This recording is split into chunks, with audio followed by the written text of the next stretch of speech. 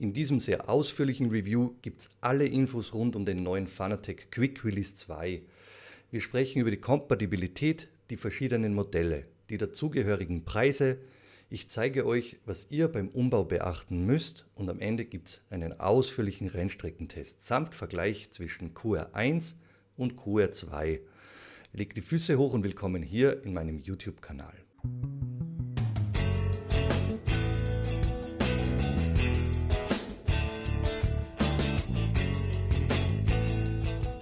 Zu Beginn wie gewohnt der Disclaimer. Bei diesen QR2-Produkten handelt es sich um Testmuster, welche für dieses Review und den Betrieb in meinem SimRacing Testcenter hier in Salzburg vorgesehen sind. Ihr könnt diese und tonnenweise andere SimRacing-Peripherie bei mir in Salzburg selbst testen, buchen und besuchen heißt die Devise. Nutzt hierfür den Link zu meiner Homepage und vereinbart einen Termin über mein Kontaktformular. Es gibt keine Auflagen oder Vorgaben hinsichtlich dieses Reviews und ich bin kein Teilnehmer eines Affiliate-Programms des Anbieters. Doch nun kann's losgehen. Beginnen wir an dieser Stelle mit einem Rückblick. Auf der SimRacing Expo 2021 habe ich die ersten Testrunden mit dem QR2 gedreht. Später dann auf der Expo 2022. Die Videos dazu habt ihr in meinem Kanal zu sehen bekommen. Fanatec hat vor über 10 Jahren einen neuen Maßstab in Sachen Quick Release aus Metall gesetzt, welcher es bis heute erlaubt, selbst 10 Jahre alte Lenkräder, wie beispielsweise das erste Clubsport Formula Wheel, auf den aktuellsten Wheelbases weiterverwenden zu können. Mit Podium DD kamen vor einigen Jahren sehr kräftige Direct Drive Wheelbases auf den Markt und die Ansprüche an den Quick Release, das ist die Verbindung zwischen Wheelbase und dem Lenkrad, die sind gestiegen. Die Entwicklung des QR2 wurde davon geprägt, einen Quick Release zu entwickeln, welcher auch 1:1 im echten Rennsport eingesetzt wird. Und dies ist mit dem QR2 in einem echten BMW M4 GT3 2022 der Fall. Ein 4 homologierter Quick Release kostet klarerweise Geld. Und um auch den Mainstream im Einstiegspreisbereich bedienen zu können, bringt Fanatec unterschiedliche QR2-Modelle an den Start, über die wir uns im Anschluss unterhalten. Kapitel Nummer 1, das QR2-Portfolio und die dazugehörigen Preise. Zuallererst müssen wir über die Bezeichnungen sprechen, damit ihr wisst, wovon ich spreche. Ein Base-Side-Adapter ist das Bauteil, welches mit der Wheelbase, sprich mit der Lenkradbasis verbunden wird. Das dazu passende Gegenstück nennt man Wheelside-Adapter.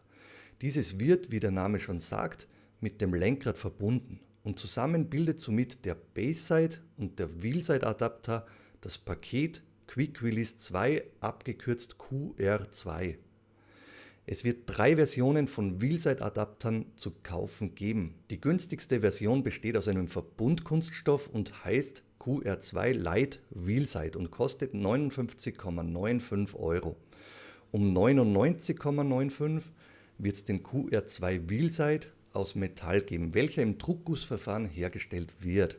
Das Topmodell lautet auf den Namen QR2 Pro Wheelside, wird aus einem ganzen Metallblock gefräst, ist 4 homologiert und schlägt mit 199,95 € zu Buche.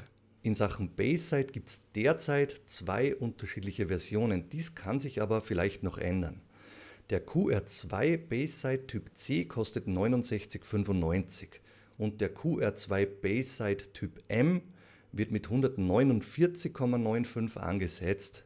Über die Kompatibilitäten sprechen wir dann in einem eigenen Kapitel im Anschluss. Die heute angeführten Preise beziehen sich auf Stand September 2023.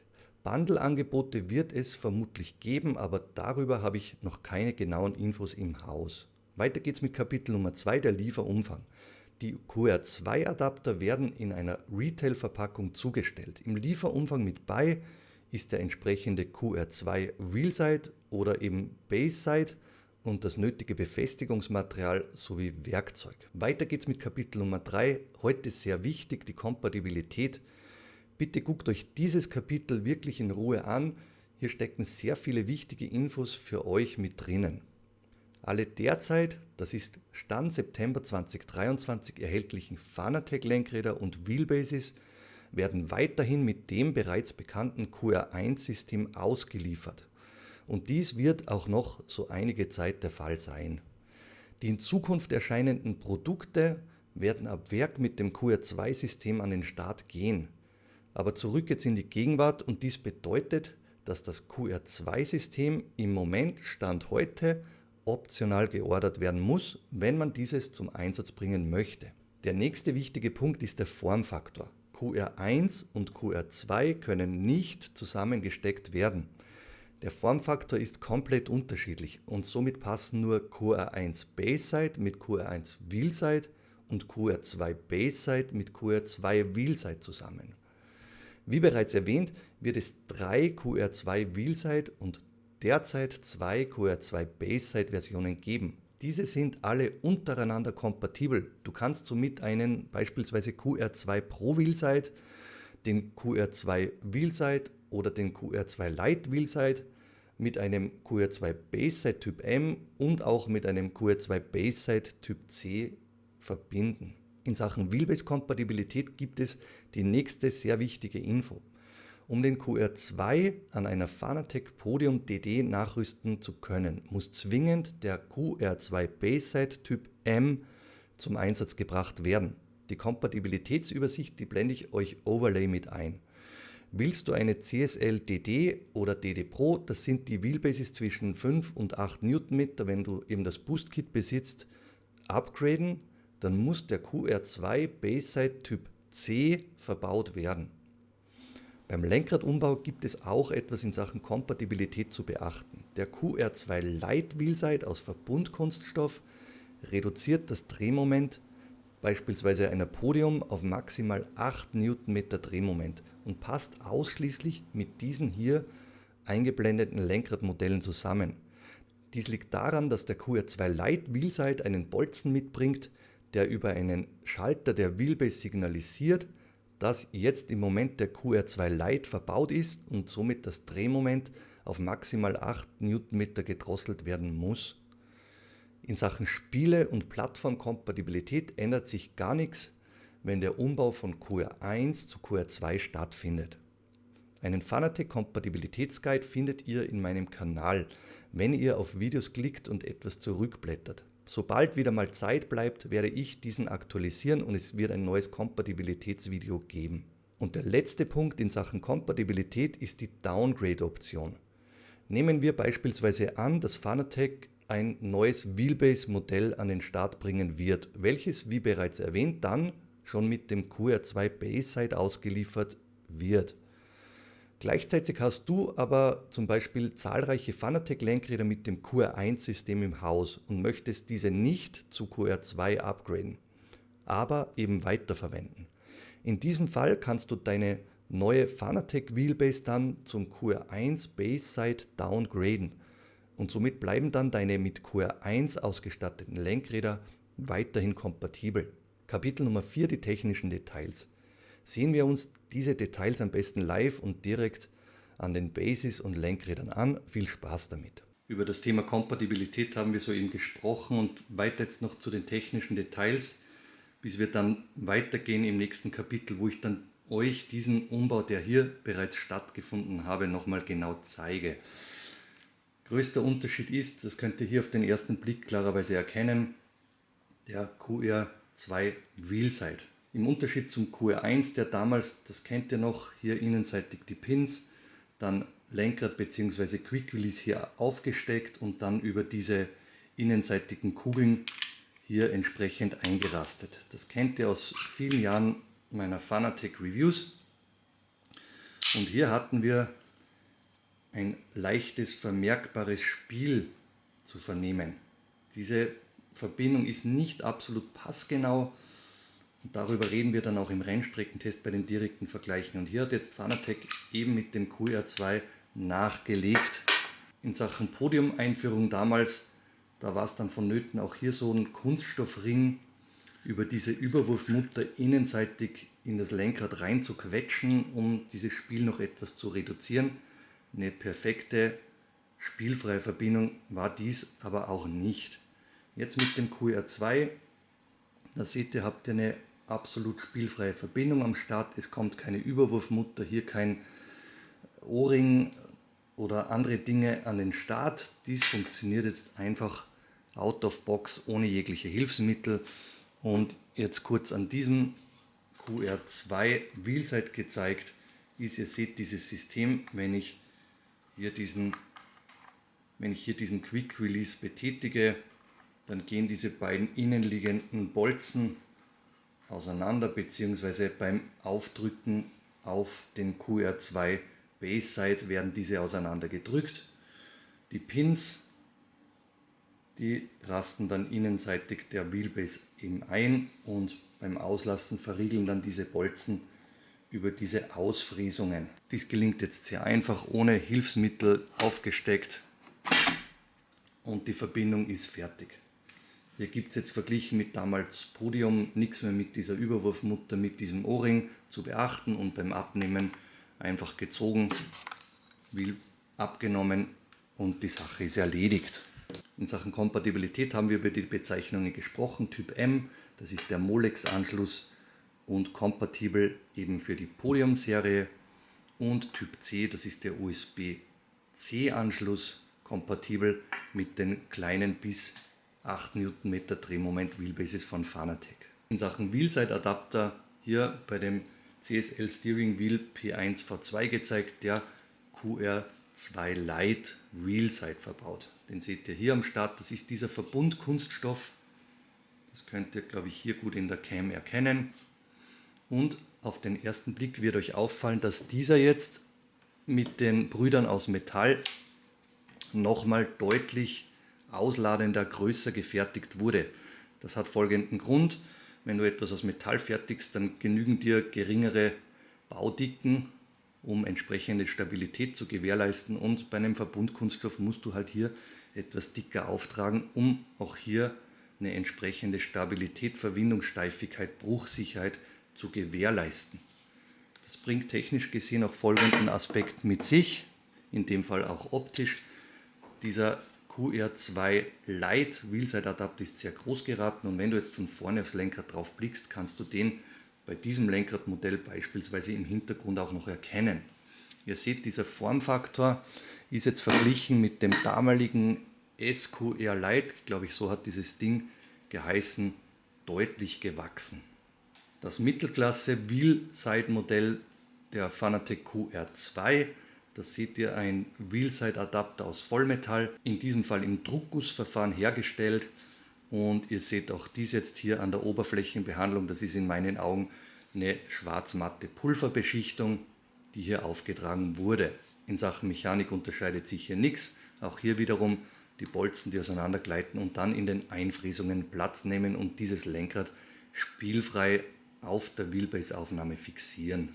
Und das dritte Modell von Wheelside im Bunde ist dann der QR2 Pro Wheelside. Das ist dieses Modell und hier setzt Fanatec auf das 1:1 im echten Motorsport BMW M4 GT3 eingesetztes Quick Release Modell. Das heißt, du hast hier diesen kompletten Adapter, dieses Ding hier und auch hier aus dem Vollen gefräst bzw. gedreht und entsprechend hast du dann nochmal mehr Sicherheit in Sachen Materialfestigkeit, die für uns jetzt am Simulator eine nicht so große Rolle spielt wie im echten Rennsport, wo du nochmal mit ganz anderen Vibrationen, Anforderungen an Materialien, diese Dinger werden im echten Rennsport auch geröntgt, bevor sie verbaut werden, hier am Start hast. Du siehst jetzt hier auch aus dem Vollen gefräst und gleichzeitig dann eloxiert, schwarz eloxiert bzw. in diesem Podium-Farbschema golden eloxiert, passt hier auch wunderbar zum Podium Hub bzw. zum Advanced Pedal Module dazu. Kapitel Nummer 5, die Montage. Auch in diesem Kapitel sprechen wir am besten wieder live und ich zeige euch Schritt für Schritt, wie ihr Wheelbases und Lenkräder zu QR2 umgebaut bekommt.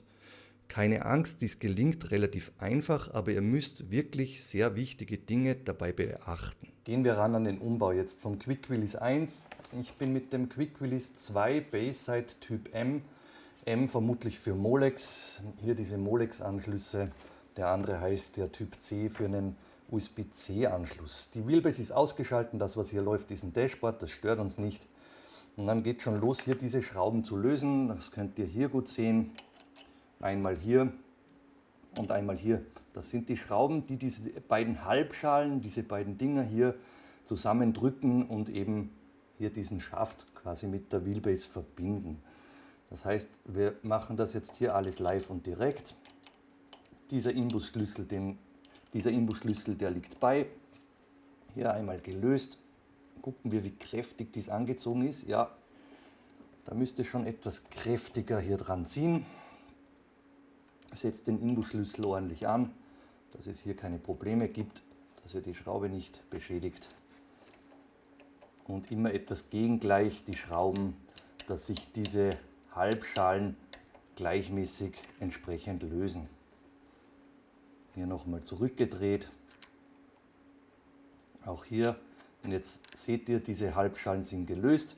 Dreht diese Schrauben nicht komplett raus, sondern nur lösen, damit diese Überwurf-Halbschalen sozusagen lose jetzt auf der entsprechenden Achse sitzen. Jetzt könnt ihr diesen Quick Release lösen. Ihr seht, der geht wunderbar locker runter, hier nicht irgendwie wild dran ziehen. Und Fanatec gibt dann an, hier so gegen den Uhrzeigersinn diese Verkabelung, das könnt ihr hier jetzt erkennen, innenseitig etwas auszudrehen. Die sagen so 10-mal gegen den Uhrzeigersinn, um diese Kabel entsprechend zu entwirren. Das ist jetzt so ein Richtwert einfach, den ihr befolgen solltet. Und jetzt habt ihr, wenn ihr hier ins Innenleben reinguckt, ich hoffe, ich bekomme das ordentlich auf die Cam, diese eingedrehten Kabelstränge, wie auch immer. So, jetzt gucke ich da hier nochmal rein. Ich denke, jetzt habe ich dies ordentlich ausgedreht, dass diese Dinger jetzt entsprechend nicht mehr verdreht am Start sind. So würde ich sagen, ist dies okay jetzt. Ihr seht jetzt, ihr habt einen kurzen Kabelanschluss, der ist hier, und einen langen Kabelanschluss. Das seht ihr auch hier in der Beschreibung. Hier kurz zu lang, lang zu kurz, nicht kurz zu kurz und lang zu lang. Ja, so wie eben dies auch hier der Fall ist. Und gucken wir uns diesen Quick Release jetzt nochmal an zur Sicherheit. Da seht ihr hier diesen kurzen Anschluss und eben diesen langen. Das heißt, machen wir dies einfach der Reihenfolge nach. Kurz zu lang, sprich hier gedrückt. Da habt ihr so einen Clip, der diesen Molex-Stecker dann entsprechend löst. Den drückt ihr dann, um hier diesen Widerhaken sozusagen, das könnt ihr hier gut sehen, zu lösen. Und wenn ihr dies gemacht habt, hier mit dem kurzen Kabel, dann entsprechend hier das entsprechende Gegenstück in kurz. Hier wiederum dieser Widerhaken und über diesem Widerhaken hier bei der Klemme einen Molex angesteckt. Einmal und fixiert. Selbes Spiel jetzt bei der langen Variante. Keine Angst, ihr müsst hier etwas drücken und etwas wackeln. Ihr bekommt dieses Ding dann schon gelöst. Und seht hier, die Molex-Verbindung ist frei. Jetzt entsprechend das Gegenstück. Wiederum hier der Widerhaken. So. Und hier angesteckt. Und mit einem leichten Klick rastet dieses Ding ein. Und der neue Quick Release ist montiert. QR2, QR1, das ist der Unterschied. Jetzt geht das Ganze wieder in umgekehrter Reihenfolge. Mehr ihr verdreht, umso kürzer wird dieser komplette Kabelstrang. Bringt hier nicht zu viel Zug drauf. Übertreibt es nicht mit dem Verdrehen hier. Und dieses ganze Kabelpaket wird dann wunderbar hier reinpassen. Ihr seht, wunderbar. Für euch jetzt, bevor ich dieses Ding jetzt komplett wieder einbringe, für euch noch ein ganz wichtiger Punkt. Ich hoffe, ihr könnt dies gut erkennen. Ihr habt auch hier über die Motorachse eine Halbschale. Das heißt, in diesem Schlitz, ich hoffe, ihr könnt dies gut erkennen, der steht jetzt hier vertikal, so, und nochmal hier unten geschlitzt. Und wenn ihr dieses Ding zusammenpresst, dann muss die Halbschale genau gleich mit der Halbschale eures Motors übereinstimmen. Klarerweise, wenn ihr dieses Ding zusammendrückt, und dann komprimiert sich dies und euer Schaft hält. Falsch wäre es, wenn du jetzt dies verdreht machst. Wenn du jetzt hier so zusammenquetscht, bekommst du hier keine Quetschung drauf und dieses Ding bleibt lose. Das heißt, du musst in einer Flucht mit der Trennung der Halbschalen von dieser Überwurfhalbschale und dieser Motorachse sein. Ich hoffe, ich habe das ausführlich genauestens erklärt. Ist auch in der Bedienungsanleitung nochmal genauestens darauf hingewiesen. Das könnt ihr hier an diesem Beispiel, hier an der Nummer 12, das könnt ihr hier gut erkennen, noch einmal sehen, was ich jetzt soeben erklärt habe. So, jetzt hier nochmal etwas eingedreht.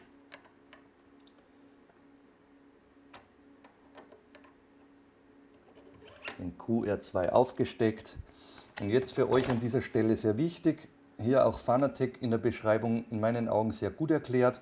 Achtet hier auf die Distanz. Das heißt, eure Überwurfhalbschale nicht hinten zur Wheelbase dran gedrückt, sondern ganz nach vorne, bis dies genau in einer Flucht hier anliegt. Jetzt kommt wieder unser Inbusschlüssel zum Einsatz und mit dem Inbusschlüssel zieht ihr jetzt hier vorsichtig an und zwar immer gegengleich. Hier etwas anziehen, dann dieses komplette Paket vorsichtig drehen und wieder anziehen und wieder zurückdrehen und wieder anziehen und wieder zurückdrehen und wieder anziehen. Und jetzt kann dies schon etwas fester werden.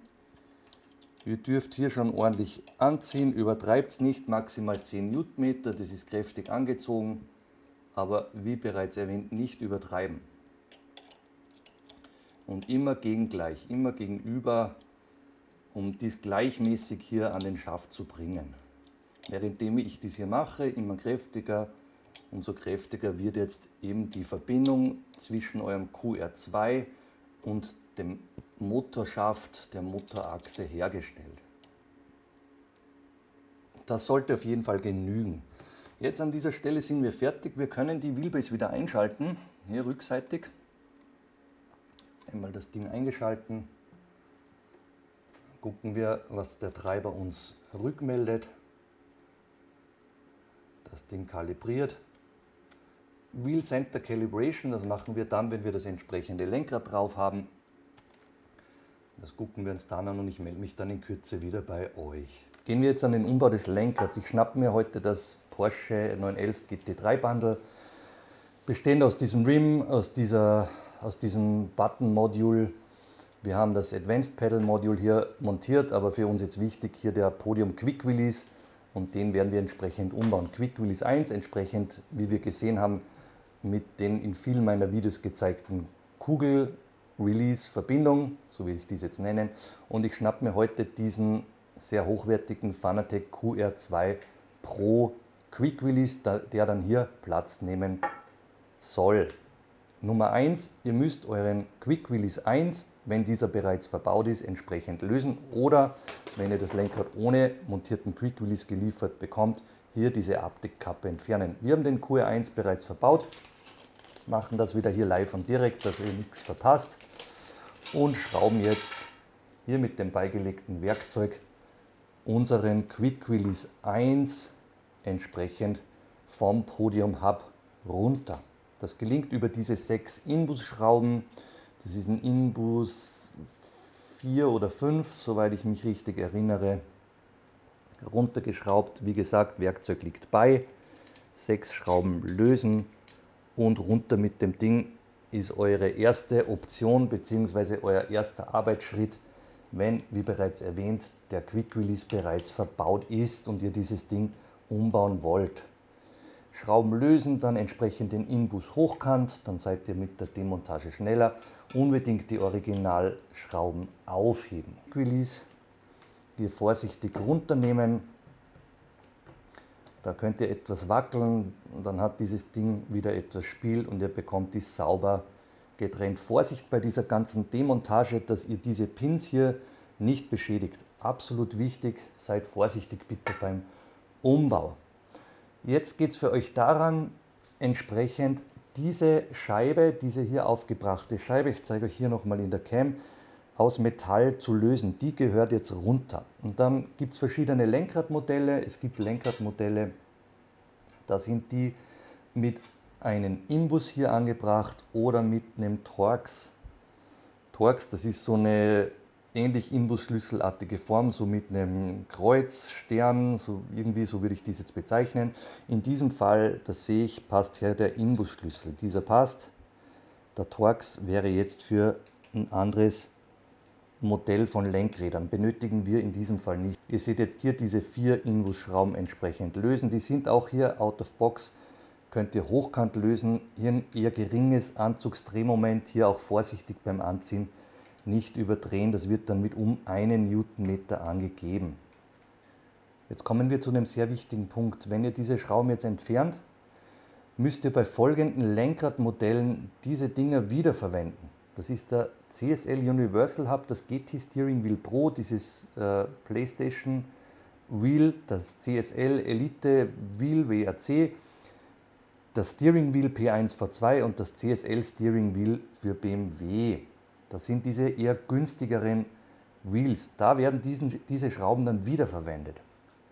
In diesem Fall haben wir aber einen Podium Hub am Start. Das heißt, diese Originalschrauben, die könnt ihr jetzt entfernen und dann entsprechend diese Metallplatte hier lösen. Hier, das ist diese kleine, dünne Metallscheibe. Diese Metallscheibe wird dann ersetzt durch so eine Kunststoffscheibe. Da ist eine Ersatzkunststoffscheibe dabei. Das heißt, eine bleibt übrig, hier passend zu den Löchern aufgesetzt. Und jetzt kommen für euch beim Podium Hub diese entsprechend beigelegten Schrauben zum Zug. Da seht ihr, da passt jetzt der Inbus nicht. Da schnappt ihr euch jetzt den entsprechend beigelegten Torx. Und mit diesem Torx setzt in diese 4 Schrauben, Löcher hier eingesetzt und diese Dinger entsprechend vorsichtig angezogen. Hier wird ein sanftes Drehmoment von unter 1 Newtonmeter angegeben von Fanatec. Das heißt, hier wirklich sachte zu Werke gehen. Vorsichtig angeschraubt, alle 4 Schrauben hier entsprechend eingebracht. Immer gegenüber anziehen. Hier, hier, hier, hier gegenüber angezogen. Jetzt nochmal hier im Kreis. Wirklich leicht angezogen. Und die Sache ist soweit erledigt. Letzter Schritt. Jetzt kommt dann noch euer Quick Release angebracht. Entsprechend hier vorsichtig wieder draufgesetzt. Achtung auf die innenliegenden Pins, wie bereits besprochen. Vorsichtig aufgesetzt, zentriert. Hier in eurem Podium Hub. Und dann schnappt ihr euch wieder die originalen Schrauben. Die originalen Schrauben, 6 Stück, hier wieder eingesetzt. Fertig ist die Montage des Quick Release 2.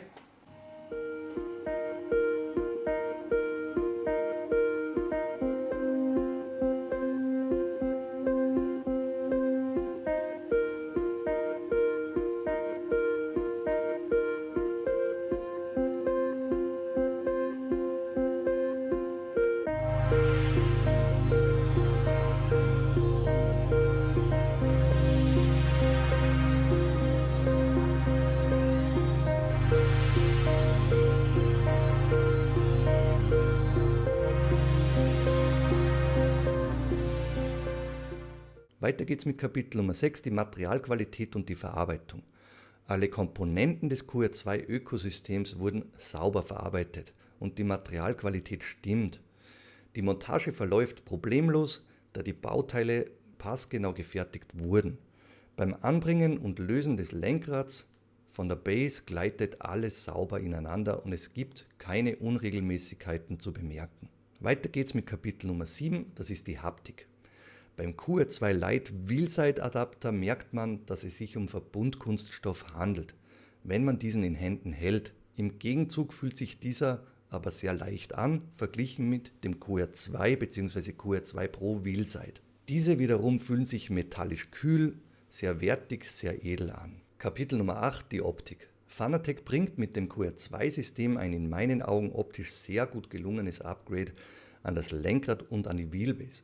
Der QR2 Pro Wheelside sieht sehr edel aus und die Eloxierung ist sauber ausgeführt. Das Erscheinungsbild Der QR2 Wheelside-Adapter wirkt durch den großen Außendurchmesser wuchtig verglichen mit den eher zierlich gehaltenen QR2 Bayside-Durchmessern. Der QR2 Lite Wheelside-Adapter ist noch wuchtiger als die Brüder aus Metall. Kapitel Nummer 9, die Akustik. In diesem Punkt springen wir wieder live ins Rig, um kurz reinzuhören. Im Davor-Danach-Test sind wir hier auf Brands Hatch unterwegs in einem SimLab GT1 Pro Rig. Und ihr seht jetzt vom Setup, ich habe hier einen Mic direkt an mir hängen, um mit euch zu sprechen. Und ein zweites Mic, das ist hier so entkoppelt auf so einem Mauspad abgelegt, um jetzt nicht die Vibrationen vom Rig rauszuhören, sondern direkt gerichtet hier mit dem Mikrofon Richtung Quick Release. Wir sind auf Brands Hatch unterwegs. Ich habe sehr raue Settings einfach eingestellt. Gehen wir nochmal auf so eine Gerade, etwas abseits der Strecke, um nochmal Vibrationen zu erzeugen.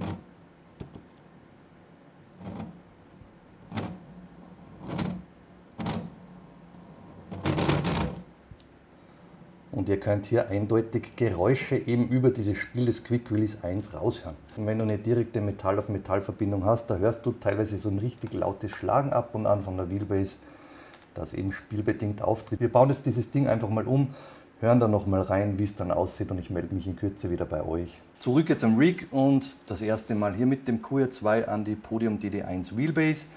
Ihr seht hier diese Streben hier innerhalb des Quick Releases, hier in meinem Fall jetzt vertikal ausgerichtet, und wenn diese jetzt vertikal ausgerichtet sind und ihr dieses Ding so aufbringen wollt, dann müssen die entsprechenden Gegenfräsungen sozusagen auch vertikal ausgerichtet sein. Ich glaube, das ist selbsterklärend. Jetzt habt ihr zwei Möglichkeiten, dieses Ding zu montieren. Entweder einfach so aufsetzen, hier mittig aufsetzen und entsprechend drauf zu stecken, und die Sache ist erledigt. Eine andere Möglichkeit, die ihr habt: ziehen, entsprechend lösen, selbsterklärend, oder während dem Aufstecken könnt ihr den Quick Release ziehen, dann geht der schön leicht drauf und dann lasst ihr diesen los. Auch das ist eine Möglichkeit. Enable Torque und die Party ist fertig. Jetzt könnt ihr sehen, klarerweise durch eure Umbaumaßnahme wird sich das Wheel Center, sprich die Kalibrierung der Wheelzentrierung, geändert haben. Und für euch ganz wichtig jetzt an dieser Stelle, das seht ihr hier, richte das Lenkrad jetzt geradeaus, entsprechend auf 0 Grad. Und in meinem Fall siehst du jetzt im Treiber hier 99, 100 Grad hier oben, ich hoffe, ich bekomme das gut ins Bild, angezeigt. Das heißt, Lenkrad gerade ausrichten, dann schnappst du dir deine Maus und gehst hier unten auf den Menü-Button Wheel Center Calibration. Du drückst hier drauf, Turn the Wheel to Center und klick Center. Das habe ich jetzt gemacht, hier exakt gerade ausgerichtet. Du drückst hier auf Center und jetzt hast du hier oben übernommen 0 Grad. Ist dies wieder alles in Ordnung. Hier habe ich Drehwinkel jetzt 900 Grad, 450 nach links minus und 450 Grad nach rechts, und unser Wheel Center ist hier. Das war jetzt hier mit etwas Geschwindigkeit hier ab ins Gemüse, und ich hänge euch dann geräuschmäßig den Vorher-Nachher-Vergleich rein.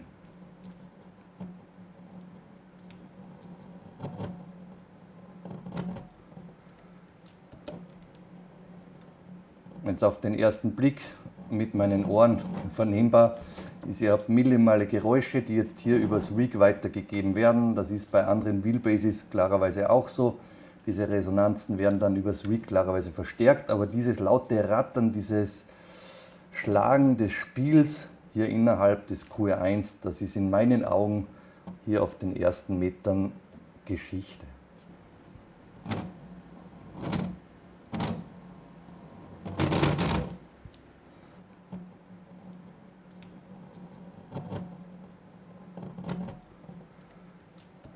Weiter geht's mit unserem Hauptkapitel Nummer 10, die Rennstreckentests, und diese machen wir ebenso wieder live am Rig.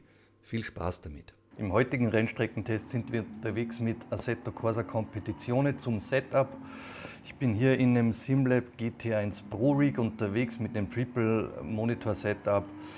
Die Fanatec Podium DD1 Base, Porsche 911 GT3 Bundle mit dem Podium Hub.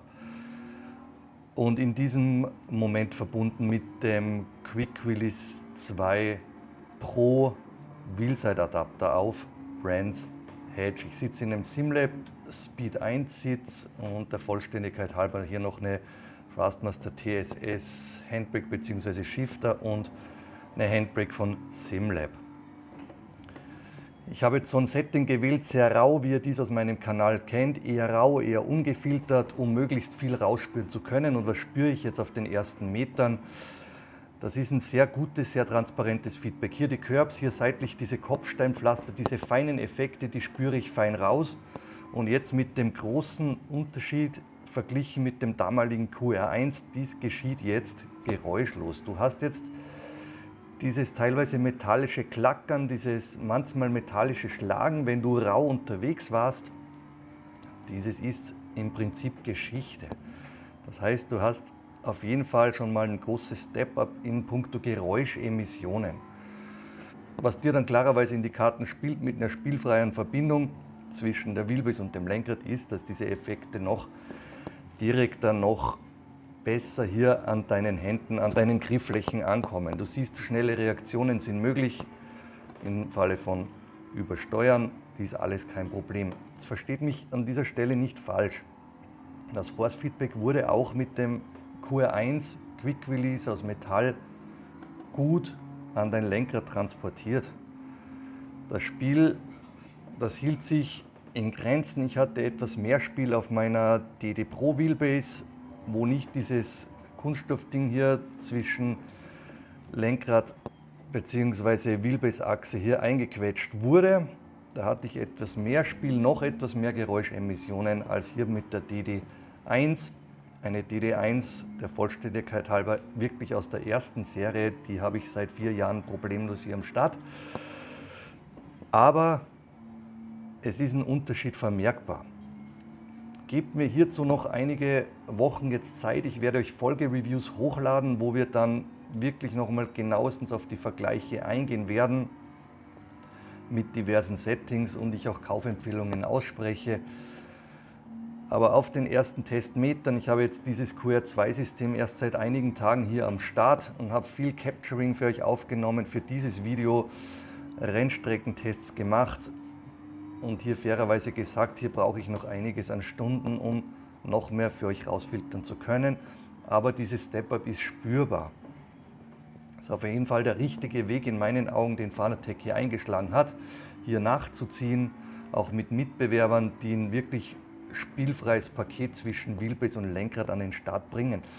Ein Kunde von mir, der kürzlich hier einige Runden gedreht hat, der hat dies sehr gut auf den Punkt gebracht und der meinte, für ihn ist so eine Combo zwischen Wheelbase und Lenkrad dann perfekt, wenn er während dem Fahren nicht daran denkt, dass hier eine Wheelbase-Lenkrad-Verbindung am Start ist, sondern dies hier alles am Lenkrad stattfindet und du im Unterbewusstsein gar nicht mitbekommst, es gibt hier noch eine Wheelbase und ein Quick Release dazu.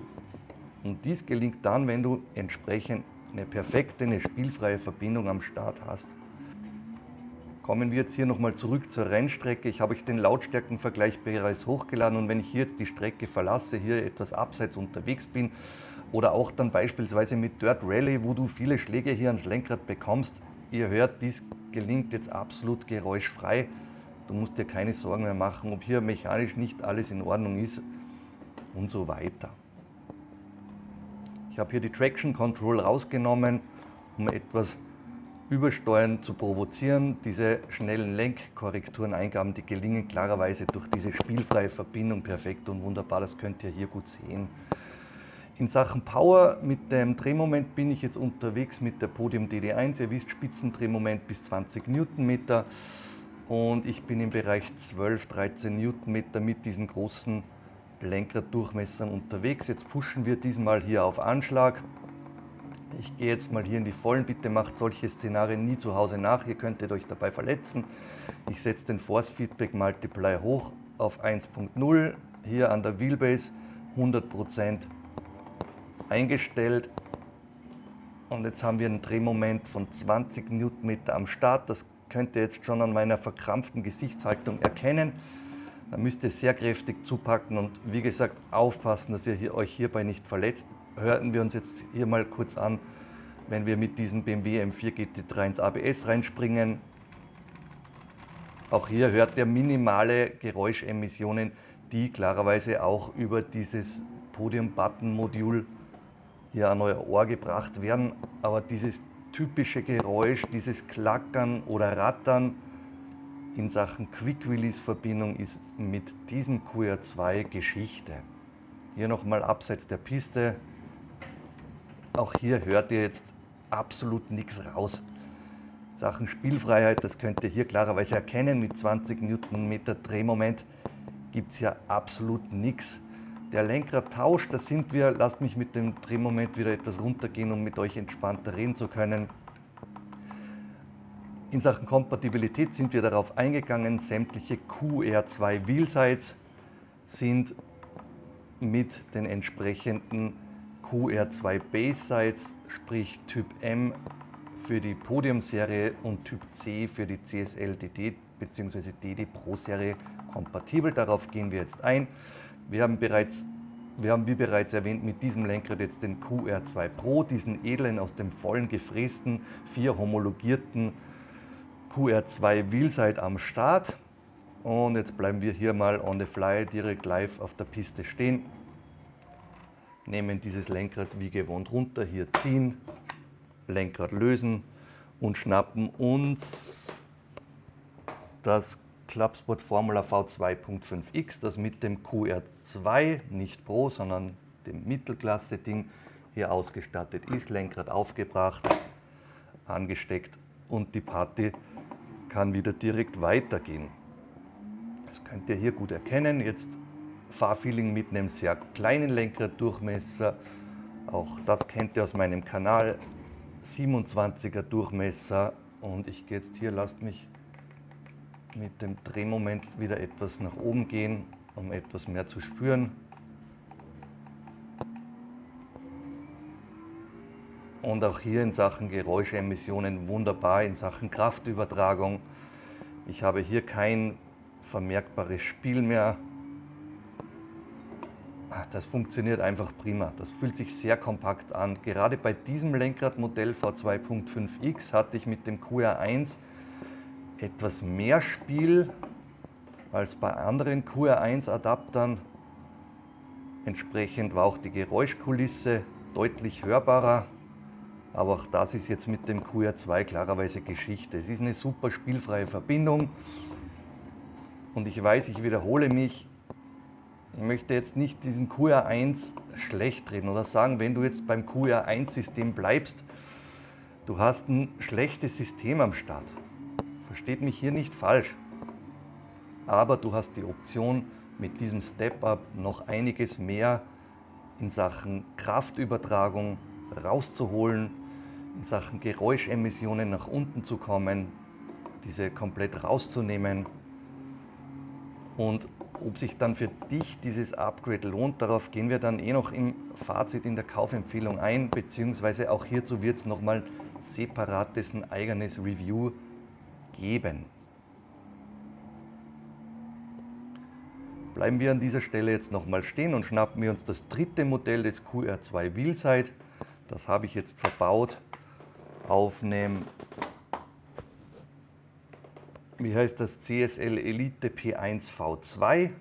Auch hier selbes System aufgesetzt, draufgesteckt und die Party kann schon wieder weitergehen. Was mir jetzt natürlich auf den ersten Moment sofort auffällt, ist ein runtergedrosseltes Drehmoment, das jetzt sich im Bereich von 8 Newtonmeter maximal wiederfindet. Jetzt gehe ich hier nochmal hoch. Das heißt, Drehmoment hier mit diesem QR2 Lite Adapter runtergedrosselt auf 8 Newtonmeter.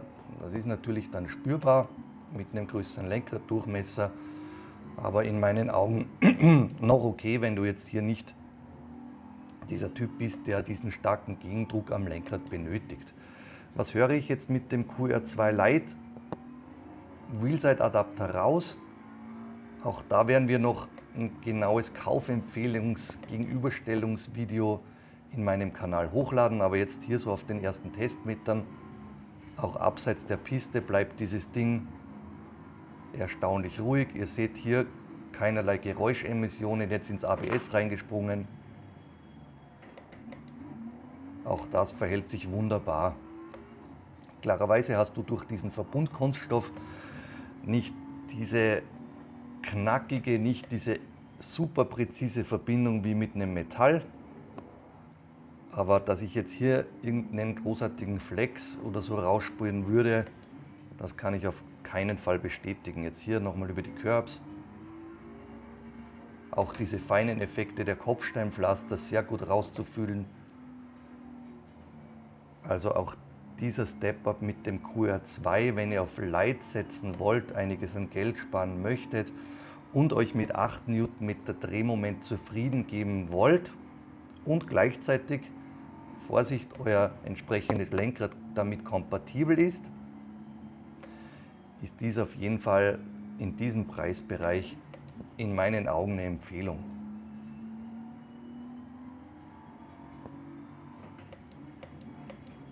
Gucken wir uns jetzt hier nochmal an in Sachen Spielfreiheit. Ich drehe euch jetzt nochmal die Kamera hier etwas in Richtung Quick Release.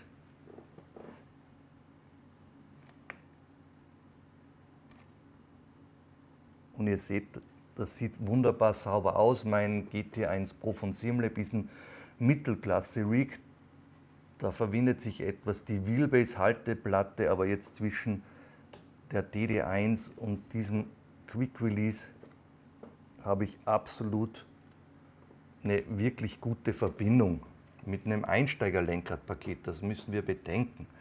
Jetzt schnappen wir uns nochmal den Q2 Pro Wheelside auf dem 911 GT3. Auch das Ding hier jetzt mal aufgesteckt.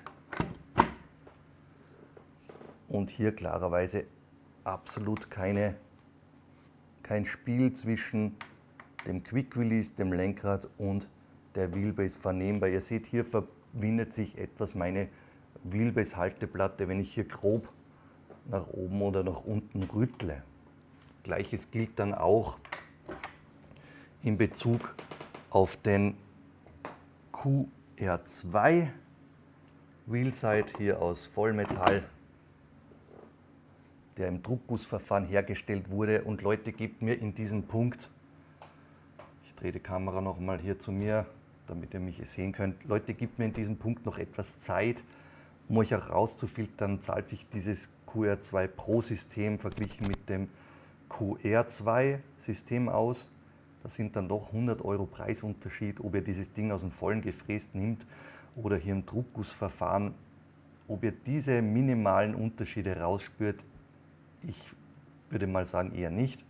Da geht es mehr um eine Homologation, um einen Druckguss versus aus dem vollen Gefräß.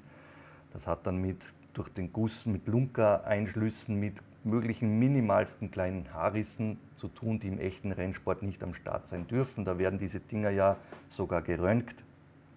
Aber das hat bei uns am Simulator absolut keinen Einfluss. Beziehungsweise wirst du auch mit dem QR2 in der normalen Druckgussbauweise, ich würde jetzt sagen, kaum Unterschiede zum QR2 Pro wahrnehmen können. Aber auch hierzu wird es ein eigenes Review, ein eigenes Empfehlungsreview geben. Zurück vom Rig kommen wir auf die Zielgerade. Negative, neutrale, positive Aspekte sowie das Fazit und die Kaufempfehlung. Kapitel Nummer 11, negative Aspekte. Will man beispielsweise eine Podium Wheelbase mit einem QR2 und ein Lenkrad mit einem aus Metall gefertigten QR2 nachrüsten, dann werden knapp 250 € fällig. Das finde ich preislich betrachtet sehr sportlich angesetzt. Zweiter negativer Punkt, das ist möglicherweise ein subjektiver Aspekt, ist, dass der QR2 Lite Wheelside Adapter sehr groß geraten ist, um eben diese Stabilität zu gewährleisten. Und dieser von vorne auf ein Lenkrad betrachtet im Hintergrund deutlich sichtbar ist.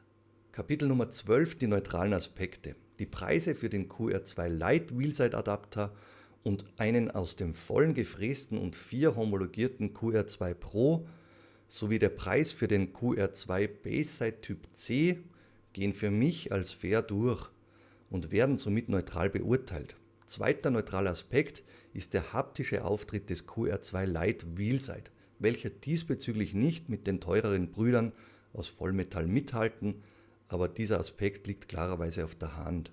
Kapitel Nummer 13, positive Aspekte. Der QR2-Umbau von Wheelbase und Lenkrad gelingt sehr einfach. Sämtliches Werkzeug und Montagematerial liegen bei. Die Tutorials und Quick Guides wurden von Fanatec übersichtlich ausgearbeitet. Zweiter positiver Aspekt ist das Angebot, gleich 3 Modelle des QR2 Wheelside an den Start zu bringen, je nach deinem entsprechenden Budget. Die Verbindung zwischen Lenkrad und Wheelbase gelingt mit dem QR2-System spielfrei. Der Tausch von Lenkrädern gelingt jetzt super einfach, ohne irgendwelche Pins, Schrauben, Überwurfmuttern oder dergleichen. Demzufolge ist ein geräuschloser Betrieb bezogen auf die QR2-Schnittstelle möglich und gleichermaßen werden keine Effekte bei der Übertragung von Wheelbase zu Lenkrad verschluckt und dies macht sich super positiv im Rennstreckentest bemerkbar. Kommen wir zu Kapitel Nummer 14, das Fazit und die Kaufempfehlung. Fanatec setzt die Schnittstelle zwischen Lenkrad und Wheelbase mit der Einführung des QR2 sehr gut und zugleich nutzerfreundlich um. Es werden, wie bereits erwähnt, keine Pins, Schrauben, Überwurfmuttern oder anderes Befestigungsmaterial benötigt, wenn man das Lenkrad aufsteckt oder wieder abzieht. Verglichen mit dem Vorgänger QR1 ist die Spielfreiheit des QR2 ein bedeutender Aspekt und Gleiches gilt auch für die Reduzierung der Geräuschemissionen. Diese Punkte machen sich dann 1:1 auf der Rennstrecke bemerkbar, wie ich euch dies ausführlich im Kapitel Rennstreckentest aufgezeigt habe. Die Einstiegshürde mit einem preislich fair angesetzten QR2 Lite Wheelside ist nicht so hoch, aber dabei müsst ihr im Hinterkopf behalten, dass dann auch ein QR2 Baseside budgetiert werden muss. Im günstigsten Fall sprechen wir bei den Wheelbases bis 8 Nm vom kompatiblen QR2 Baseside Typ C um knapp 70 €, welcher mit dem QR2 Lite Wheelside um knapp 60 € verbunden werden kann. Und zusammengezählt sind es dann im günstigsten Fall knapp 130 €, die für eine Wheelbase und ein Lenkrad budgetiert werden müssen, wenn man in das QR2-Universum upgraden will. Im Podium-Universum wird es dann teurer, wenn der dazu passende QR2 Wheelside aus Metall zum Einsatz gebracht wird. Dann werden gepaart mit dem QR2 Baseside Typ M insgesamt knapp 250 € fällig. Gut finde ich allerdings, dass Fanatec den QR2 Pro Wheelside mit im Angebot hat, wenn man sich eben diesen Luxus gönnen möchte und kann. Dann bekommt man einen aus dem vollen gefrästen Quick Release am Start, welcher 1:1 im echten BMW M4 GT3 zum Einsatz kommt. Vor dem spannenden Ausblick seid nun ihr am Zug. Bitte nutzt unbedingt die Kommentarfunktion unterhalb dieses Videos und lasst mich wissen, was ihr über den neuen QR2 und die damit verbundenen Möglichkeiten denkt. Werdet ihr upgraden von QR1 zu QR2? Auch das würde mich interessieren.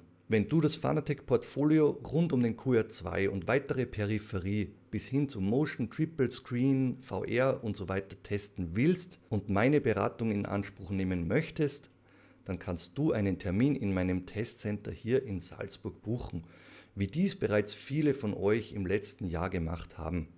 Nutzt hierzu das Kontaktformular auf meiner Homepage, der Link ist unter diesem Video zu finden. Weiter geht's mit einem spannenden Ausblick. Es kommen neue Pedale aus dem Hause SimLab zu mir ins Haus. Ein neues Rig von Tailored Rigs ist ebenso auf dem Weg in mein Testcenter und genauso wie weitere Peripherie von Moser Racing, R3 und so weiter. Dazu werde ich an Folgereviews rund um den QR2 arbeiten und noch einige Empfehlungen bzw. Vergleiche mit den Mitbewerbern und dem QR2-Universum von Fanatec zu euch ins Haus liefern.